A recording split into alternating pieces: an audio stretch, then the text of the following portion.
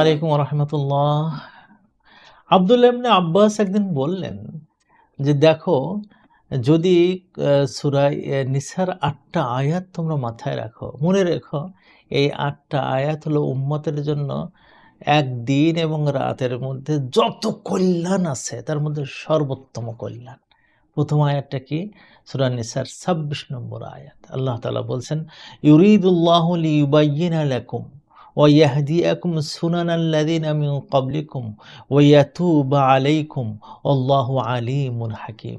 আল্লাহ তাআলা চান তোমাদের সামনে পরিষ্কার করে দেবেন এবং তোমাদের আগেকার যে সমস্ত পদ্ধতিগুলো ছিল, যেটা আল্লাহকে আনন্দ দিয়েছে, আল্লাহ তাআলা থেকে খুশি করেছে, সেই দিকে তোমাদের পথ দেখাবেন এবং তিনি তোমাদেরকে ক্ষমা করার পথ দেখাবেন।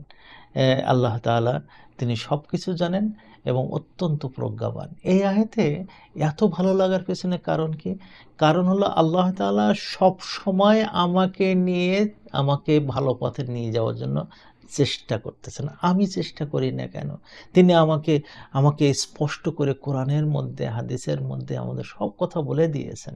তিনি ইচ্ছা করেই আগেকার যে সমস্ত পথ ইব্রাহিম ধরেছেন, ইউসুফ ধরেছেন,